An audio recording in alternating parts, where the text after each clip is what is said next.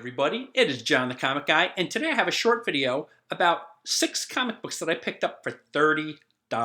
I got this at a yard sale on Saturday, October 19th. So there was a yard sale that I saw advertised, and they advertised comic books from the 60s to the 90s. So I went there. The guy wasn't ready. Actually, it was his wife there saying that, I don't know where my husband is. I think he's putting up signs. So he was still putting up signs. And again, I had money in pocket, right? There was a lady in front of me, and she was sort of waiting. And the fellow came back, and we said, we have money in hand. And he says, oh, thank you, but my priority is to finish putting up signs. So he wouldn't stop. He goes, can you come back in 15 minutes? I said, I have money in hand. He goes, if you could come back in 15 minutes, his priority is putting up signs. So he did that.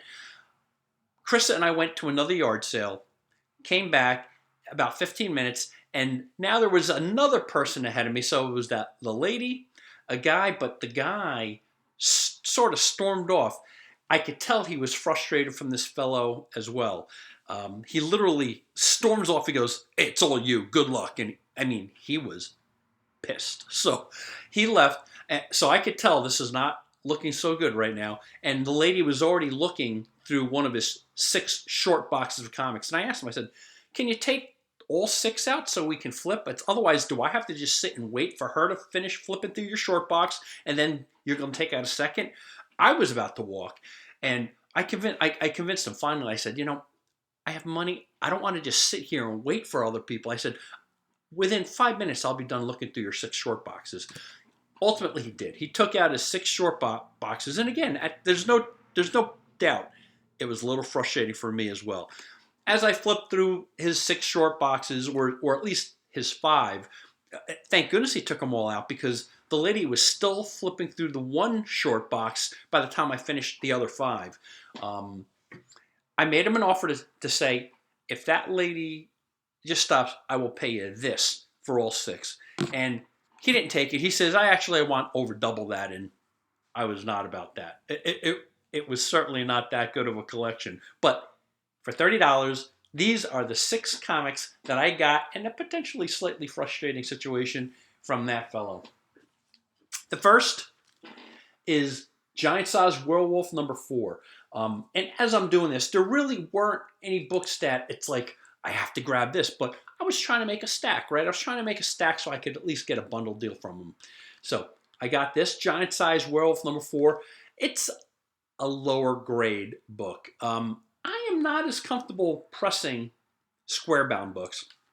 The reason, if I press a square-bound book incorrectly, because of the glue in which they use, it may slide. So while I have pressed a square-bound book, it's only been one or two. I did not press this. I'm not going to. As far as I'm thinking now, I'm probably not going to. But this is probably about a 3.5 for Giant Size Werewolf number 4. The next book is issue number 7 of Brand Echh.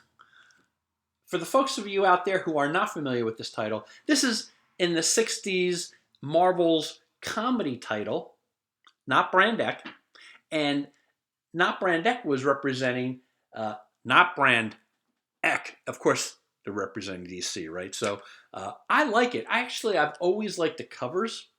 I like the artwork, the details. So while this is typically not a title that I would aggressively try to seek out, when I'm doing a bundled buy and I saw a couple of issues that I didn't have, I picked it up. So not Brand Echh number 7.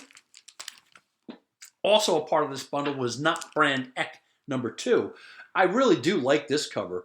It has that spoof of Spider-Man, in this case, Spidey-Man, and of course they also have Nat-Man and Rotten.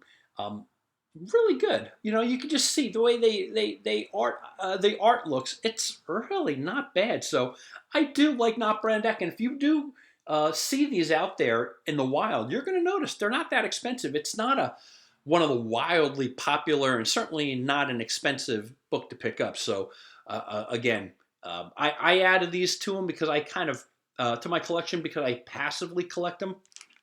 I remember this title as I was a youth, because even when I was a youth, when the cover prices of comics were 25 cents, when I saw 12-cent cover prices, I kind of honed in on it. And, it wasn't that expensive of a title at that point either. I could probably, in the 70s, get Not Brand Echh for $1 or $2. So, always reasonable to get a nice Silver Age book. And again, the covers are pretty cool. I like them. So, Not Brand Echh, number 2.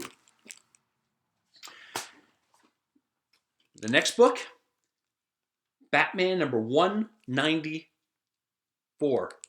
194.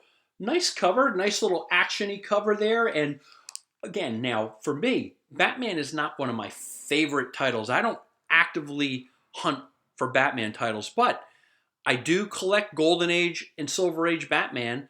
If McFarlane draws them, I collect modern Batman titles as well. But I do collect them, and of course, if I was ever made an offer I can't refuse for some older Batman, I might even let them go. But for now, I'm happy to add this to my own collection, and this is filling in a couple of my Batman collection holes.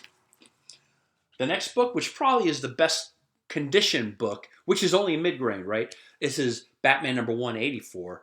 And when I say this is the best condition book, this is probably a 5.0, maybe a 5.5. So again, for this collection, it was very low grade. But this is a VG Fine condition copy of Batman number 184. And then last but not least, to close out today's finds, is Batman number 175.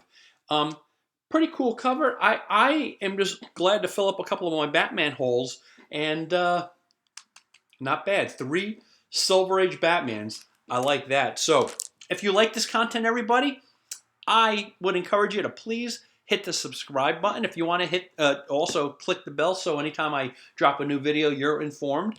That would be great. And I really do appreciate you joining me. Thank you so much, and we will talk to you soon.